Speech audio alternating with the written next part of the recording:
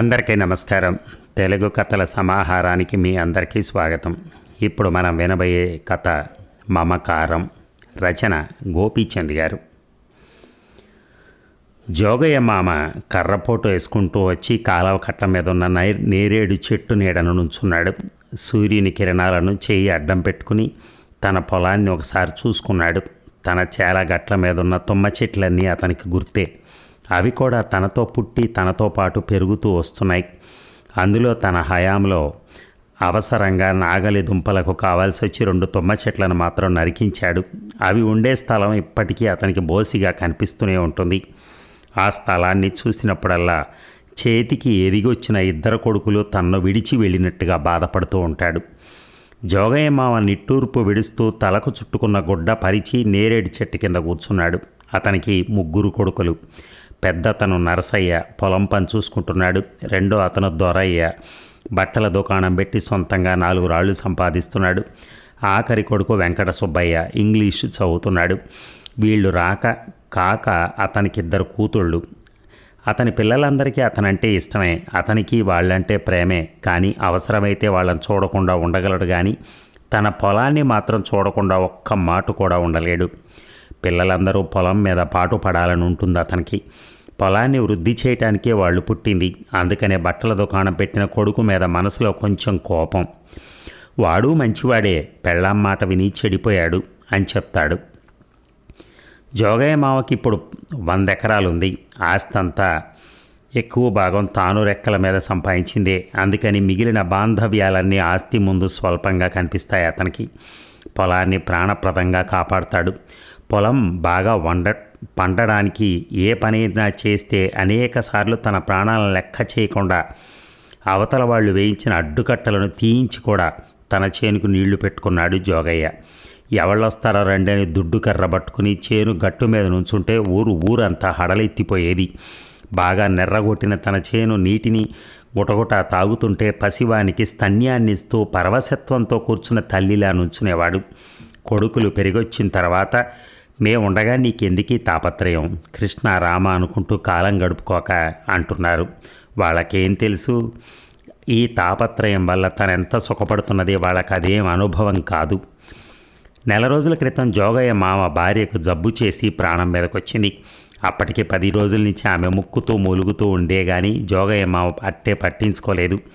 ఆ విషయం ఇంట్లో వాళ్ళు ఎవళ్ళు కదిలించినా రోగాలు మనుషులకు రాక మానులకు వస్తాయా అంటూ వెళ్ళేవాడు.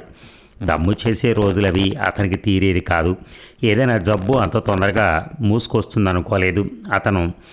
నువ్వింట్లో ఉండు, అమ్మని కనిపెట్టుకుని నేను చేను తడిపించొస్తానని పెద్ద కొడుకు అన్నాడే కానీ జోగయ్య మామ ఇంటి దగ్గర ఉండలేకపోయాడు. అసలే నీటికి ఎద్దడిగా ఉంది. ఎవరు అడ్డం వేస్తారో. తన పెద్ద కొడుకు బుద్ధిమంతుడే కానీ ఒట్టి అర్భకుడు. అవతలి వాళ్ళు నోరు చేసుకుంటే వెనక్కి తగ్గుతాడు. తీరా పొలం తడవకపోతే తర్వాత ఏమనుకుంటే ఏం లాభం. అందుకని ఊళ్ళో వైద్యుడి చేత భార్యకు 4 మాత్రలు ఇప్పించి కాసే నీళ్లు తాగించి కళ్ళు మూసుకు పడుకో కునుకు పడుతుందని చెప్పి పొలం బయలుదేరాడు. ఊరి చివర చింతగట్టు దగ్గరికి వచ్చేసరికి చింత చెట్టు దగ్గరికి వచ్చేసరికి కొడుకు పంపిన మనిషి ఎదురుగుండా వచ్చాడు. అవతల వాళ్ళు కర్రలు బల్లలు పుచ్చుకొని సిద్ధంగా ఉన్నారు. నరసయ్యకి కాలు ఆడటం లేదు అని చెప్పాడు. జోగయ్య మామ గబగబా పొలానికేసి నడిచాడు. కాలవక వేసిన అడ్డు తెంచి నీళ్లను తన చేలోకి మలిపాడు. అవతలి వాళ్ళు కర్రలు బల్లలు పట్టుకుని చూస్తూ నుంచున్నారే కానీ ఏమీ అనలేకపోయారు. తన చేలోకి నడుస్తున్న నీటి గలగల వింటూ సర్వం మరిచి నుంచున్నాడు చేనుగట్టు మీద జోగయ్య మామ. అమ్మకెట్లా ఉంది అడిగాడు నరసయ్య. ఉంది అన్నాడు జోగయ్య మామ. తగ్గిందా అడిగాడు నరసయ్య.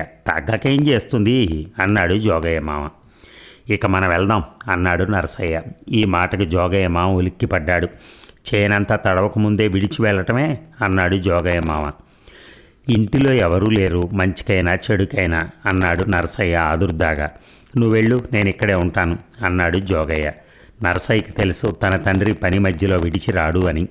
ఇష్టం లేకపోయినా ఏమీ అనలేక తన తండ్రిని చేనుగట్టు మీద విడిచిపెట్టి ఇంటికి వెళ్ళాడు నరసయ్య. కాకులు కూస్తూ ఉంటే కబురొచ్చింది జోగయ్య మామను తక్షణం రమ్మని. అతనికి తెలుసు తనకు తన భార్యకు రుణానుబంధం తీరిపోతూ ఉందని. కానీ చేను ఇంకా ఒక కోస తడవాల్సింది ఉంది. చూస్తూ పని మధ్యన వెళ్ళలేకపోయాడు. నీళ్లు నెమ్మదిగా పారుతూ నెర్రెల్ని బొరియల్ని నింపుతూ ఆ తడిపింది. అప్పుడు జోగయ్య మామ మొత్తం తడపడం అయిపోయిన తర్వాత గబగబా ఇంటికి బయలుదేరాడు భార్యను చూద్దామని. అతను వెళ్ళేటప్పటికీ ఆమె అవసాన దశలో ఉంది. ఆ అవస్థలో కూడా ఆమె ఇంటి సంగతులే మాట్లాడుతోంది. మూడో వాడికి మూడేయమంటే నా మాట విన్నారు కాదు అని భర్తను నిష్ఠూరాలాడింది. రెండో కోడలు తన మాట వింటం లేదని అక్కసు వెళ్ళబోసుకుంది. ఎలుకలు పురుగుల్ని బయటికి అన్నిటికీ తవ్వుతున్నాయి, కాస్త మట్టి రాయించమంటే రాయించకపోతుంది అన్నది. ఇక బట్టల బాగా గంజి పెట్టట్లేదని చాకల మీద కేకలేసింది. తనే మజ్జిగ చేయాలని కవ్వం కోసం లేవబోయింది. పెద్ద కోడలికి వెన్న తీయటమే చేత కాదు, సగానికి సగం మజ్జిగలోనే విడిచిపెడుతుందని చెప్పింది. తాను గుటుక్కుమన్న తర్వాత ఈ కాపురం ఏమవుతుందో అని మదనపడింది. ఆ మాటలన్నీ ఇప్పుడెందుకు, ఒక్క క్షణం నిశ్చలంగా ఉండు అన్నాడు జోగయ్య మామ. కానీ ఆమె నోటికి మూత పడలేదు. ఆఖరి నిమిషం వరకు మాట్లాడుతూనే ఉంది. అందరికీ ఏదో ఒకటి చెప్తూనే ఉంది, పనులు పురమాయిస్తూనే ఉంది. చివరికి అబ్బా అంటూ బాధపడుతూ జోగయ్య మామ చేయి గట్టిగా పట్టుకుంది. అతని చేయి పట్టుకునే ఈ లోకాన్ని విడిచింది. ఇక సరిగా ఇప్పటికి నెల ఆమె లోకాన్ని విడిచి భార్య జబ్బు లెక్క చేయకుండా, ప్రాణాల లెక్క చేయకుండా అంత కష్టపడి నీరు పెట్టిన చేను మోస తిరిగింది. కూలి వాళ్ళు కలుపు తీస్తున్నారు, హుషారుగా పాడుతున్నారు ఆడవాళ్ళు మగవాళ్ళు కలిసి. జోగయ్య మామ అలా నేరేడు చెట్టు ఆనుకుని కూర్చున్నాడు. అతని మనస్సు ఇదివరకు అంత స్థిరంగా ఉండటం లేదు. తన భార్య చనిపోయేటప్పుడు పడిన తాపత్రయం అతను మరిచిపోలేకపోతున్నాడు. ఆమెకు తెలుసు తను పోతున్నానని, కానీ ఒక్క నిద్రపోయి లేచేదానికి మళ్ళీ మాట్లాడింది. పోయేదానికి తనకెందుకు ఇవన్నీ, ఒకళ్ళకి మాత్రం ఎందుకు, అంతా పోయేవాళ్లే. అయితే ఇక కావాల్సింది ఎవరికి? పొలంలోంచి పాట వినిపించింది. ఒక్కసారి కన్ను తెరిచి తన పొలమంతా పారజూశాడు జోగయ్య మామ. ఆ మధ్య తన మనవడు తనతో పొలం ఇచ్చాడు. తాతయ్య, మన పొలం ఇది అని అడిగాడు. నీకు కనపడుతున్నదంతా మందేరా అన్నాడు. 100 ఎకరాల ఏక కండ్రిక. తన మనవడికి అవతల గట్టు కనపడకుండా సముద్రంలో ఉన్న పొలం చూపిస్తూ ఇదంతా మందేరా అన్నప్పుడు అతని మనస్సు ఆనందంతో నిండింది. మొట్టమొదట తాను ఈ ఊరు ఎడ్ల బేరానికి వచ్చాడు. తాను ఎవరికైతే ఎడ్ల నమ్మాడో ఆ ఆసామికి ఎల్లరికట్టపు అల్లుడయ్యాడు. తన నడవడిక చూసి, తన వ్యవహార జ్ఞానం చూసి ఆ ఆసామి మోజుపడి కూతుర్ని తనకిచ్చి చేసి ఇంట్లో పెట్టుకున్నాడు. ఆనాటి నుంచి ఒళ్ళు దాచుకోకుండా తాను పనిచేశాడు. తను అడుగుపెట్టినప్పుడు తన మామకు 5 ఎకరాలు ఉండేది. తన చెమటతో తడిచి పండించి 10 సంవత్సరాలు తిరిగి వచ్చేటప్పటికి ఆ 5 ఎకరాలు మరొక 5 ఎకరాలు జత చేశాడు. తన మామకు తన మీద గురి ఏర్పడింది. ఆయన పోతూ పోతూ నిన్ను దగ్గరికి తీసినందుకు నా పరువు నిలిపావన్నాడు. తన వలన కష్టమంతా తను పడిన కష్టమంతా ఒక్క మాటతోనే తీరిపోయింది. తన మామ చనిపోయినప్పటికీ 100 ఎకరాలు చేశాడు. కానీ వృద్ధి చేస్తున్నప్పుడు తనకు కలిగిన ఆనందం ఇప్పుడు కలగటం లేదు. రోజు పొలం రావటం, పొలాన్నంతా ఒక్కసారి చూసుకోవటం. ఊరి చివర చింత చెట్టు దగ్గరికి వచ్చేసరికి కొడుకు పంపిన మనిషి ఎదురుగుండా వచ్చాడు. అవతల వాళ్ళు కర్రలు బల్లలు పుచ్చుకొని సిద్ధంగా ఉన్నారు. నరసాయికి కాలు చేయి ఆడటం లేదు అని చెప్పాడు. జోగయ్య మామ గబగబా పొలానికేసి నడిచాడు. కాలవకు వేసిన అడ్డు తెంచి నీళ్లను తన చేలోకి మలిపాడు. అవతలి వాళ్ళు కర్రలు బల్లలో పట్టుకొని చూస్తూ నుంచున్నారే కానీ ఏమీ అనలేకపోయారు. తన చేలోకి నడుస్తున్న నీటి గలగల వింటూ సర్వం మరిచి నుంచున్నాడు చేనుగట్టు మీద జోగయ్య మామ. అమ్మకెట్లా ఉంది అడిగాడు నరసయ్య. ఉంది అన్నాడు జోగయ్య మామ. తగ్గిందా అడిగాడు నరసయ్య. తగ్గక ఏం చేస్తుంది అన్నాడు జోగయ్య మామ. ఇక మనం వెళ్దాం అన్నాడు నరసయ్య. ఈ మాటకు జోగయ్య మామ ఉలిక్కిపడ్డాడు. చేనంతా తడవకముందే విడిచి వెళ్ళటమే అన్నాడు జోగయ్య మామ. ఇంటిలో ఎవరూ లేరు, మంచికైనా చెడుకైనా అన్నాడు నరసయ్య ఆదుర్దాగా.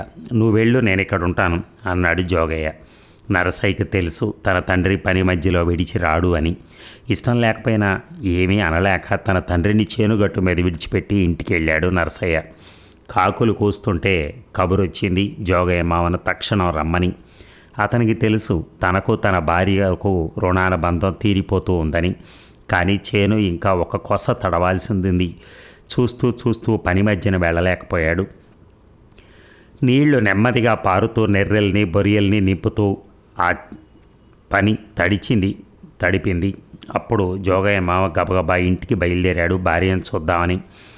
అతను వెళ్ళేటప్పటికీ ఆమె అవసాన దిశలో ఉంది. ఆ అవస్థలో కూడా ఆమె ఇంటి సంగతులే మాట్లాడుతోంది. మూడోవాడికి ముడెయ్యమంటే నా మాట విన్నారు కాదు అని భర్తను నిష్ఠూరాలాడింది. రెండో కోడలు తన మాట వినటం లేదని అక్కస్సు వెళ్ళబోసుకుంది. ఎలుకలు పురుగుల్ని పోస్తున్నాయి, కాస్త మట్టి రాయించమంటే రాయించకపోతుంది, మట్టి అంతా కూడా తొలుస్తున్నాయి అంది. బట్టలకి బాగా గంజి పెట్టట్లేదని చాకల మీద కేకలేసింది. తనే మజ్జిగ చేయాలని కవ్వం కోసం లేవబోయింది. పెద్ద కోడలికి వెన్న తీయటమే చేత కాదు, సగానికి సగం మజ్జిగలోనే విడిచిపెడుతుందని చెప్పింది. తాను గుటుక్కున్న తర్వాత ఈ కాపురం ఏమవుతుందో అని వేదన పడ్డది. ఆ మాటలన్నీ ఇప్పుడెందుకు, ఒక్క క్షణం నిశ్చలంగా ఉండు అన్నాడు జోగయ్య మామ. కానీ ఆమె నోటికి మూత పడలేదు. ఆఖరి నిమిషం వరకు మాట్లాడుతూనే ఉంది. అందరికీ ఏదో ఒకటి చెప్తూనే ఉంది. పనులు పురమాయిస్తూనే ఉంది. చివరికి అదో అబ్బా అంటూ బాధపడుతూ జోగయ్య మామ చేయి గట్టిగా పట్టుకుంది. అతని చేయి పట్టుకునే ఈ లోకాన్ని విడిచింది. ఇక సరిగ్గా అప్పటికి నెల ఆమె ఈ లోకాన్ని విడిచి, భార్య జబ్బు లెక్క చేయకుండా, ప్రాణాల లెక్క చేయకుండా అంత కష్టపడి నీరు పెట్టిన చేను మోస తిరిగింది. కూలి వాళ్ళు కలుపు తీస్తున్నారు, హుషారుగా పాడుతున్నారు ఆడవాళ్ళు మగవాళ్ళు కలిసి. జోగయ్య మామ అట్లాగే నేరేడు చెట్టుకు అనుకుని కూర్చున్నాడు. అతని మనసు ఇదివరకు అంత స్థిరంగా ఉండటం లేదు. తన భార్య చనిపోయేటప్పుడు పడిన తాపత్రయం అతను మరిచిపోలేకపోతున్నాడు. ఆమెకి తెలుసు తను పోతున్నానని. కానీ ఒక్క నిద్రపోయి లేచేదానికి మళ్ళీ మాట్లాడింది. పోయేదానికి తనకెందుకు ఇవన్నీ, ఒకళ్ళకి మాత్రం ఎందుకు, అంతా పోయేవాళ్లే. అయితే ఇంకా కావాల్సింది ఎవరికి? పొలంలోంచి పాట వినిపించింది. ఒక్కసారి కన్ను తెరిచి తన పొలమంతా పార చూశాడు జోగయ్య. ఆ మధ్య తన మనవడు తనతో పొలం వచ్చాడు. తాతయ్య, మన పొలం ఇది అని అడిగాడు. నీకు కనపడుతున్నదంతా మందేరా అన్నాడు. 100 ఎకరాల ఏక కండ్రిక. తన మనవడికి అవతల తట్టు కనపడకుండా సముద్రంలా ఉన్న పొలం చూపిస్తూ ఇదంతా మందేరా అన్నప్పుడు అతని మనస్సు ఆనందంతో నిండింది. మొట్టమొదట తానీ ఊరు ఎడ్ల బేరానికి వచ్చాడు. తాను ఎవరికైతే ఎట్ల నమ్మాడో ఆ ఆసామికే ఇల్లరికపు టల్లుడయ్యాడు. తన నడవడిక చూసి, తన వ్యవహార జ్ఞానం చూసి ఆ ఆసామి మోజుపడి కూతుర్ని తనకిచ్చి చేసి ఇంట్లో పెట్టుకున్నాడు. ఆనాటి నుంచి ఒళ్ళు దాచుకోకుండా తాను పనిచేశాడు. తాను అడుగుపెట్టినప్పుడు తన మామకు 5 ఎకరాలు ఉండేది.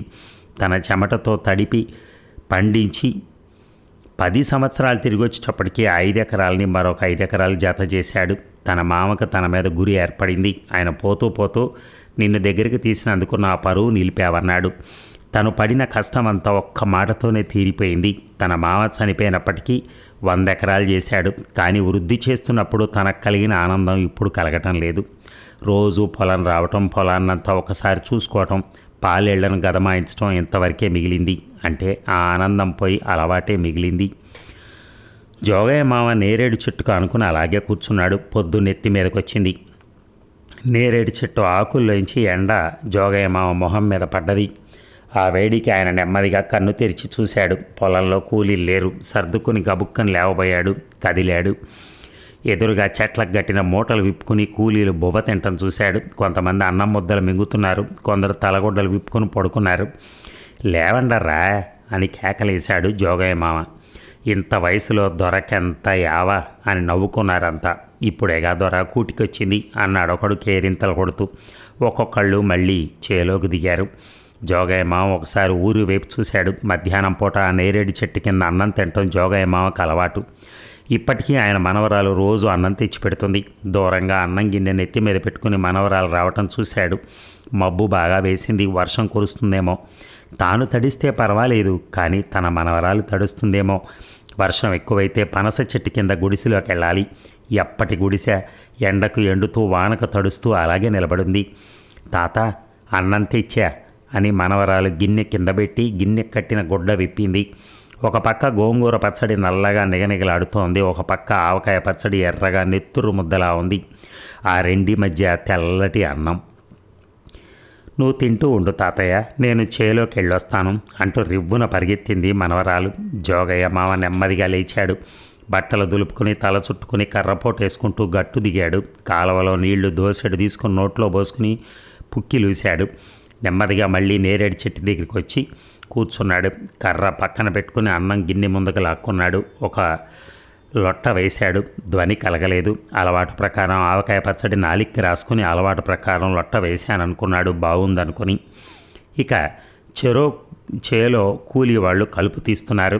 జోగయ్య మామ మనవరాలు కాసేపు గట్టు మీద నుంచుని చూసింది. కూలీ వాళ్ళు చిన్న దొరసాన వచ్చిందని పరాచికాలు ఆడారు. పరికిణి కాళ్లకు తగలకుండా చేత్తో పట్టుకుని చేను గట్టు మీదుగా తాత దగ్గరికి పరిగెత్తడం మొదలెట్టింది. దారిలో తండ్రి కనిపించాడు. జరీ పరికిణి వేసుకొచ్చావే అమ్మ చేలోకి, బురద కాదు అని అడిగాడు. తాత వేసుకురమ్మన్నాడు నాన్న, ఈ పరికిణి కట్టుకొస్తే చూడాలన్నాడు అంది. చూశాడా, మరిచిపోయాడు. తాత అన్నం తిన్నాడా అమ్మ? పెట్టొచ్చాను. ఎక్కడున్నాడు? అదే ఆ నేరేడు చెట్టు కిందే. ఇద్దరూ నేరేడు చెట్టు దగ్గరికి బయలుదేరారు. ఆకాశం మబ్బేసింది. వర్షం వస్తుందేమో అనుకున్నాడు నరసయ్య. 60 ఏళ్ళు నిండిన తండ్రి పొలం రావటం నరసయ్యకి ఇష్టం లేదు. పొలానికి అన్నం తెప్పించుకోవటం అసలు ఇష్టం లేదు. అతను ఊళ్ళో పంచాయతీ బోర్డు ప్రెసిడెంట్, కొంచెం పరువుగా బ్రతకాలి అంటాడు. కానీ ఏమి లాభం, తండ్రి తన మాట వినడు. చేను గట్టు మీద అన్నం తింటే పరువు పోతుందా అంటాడు.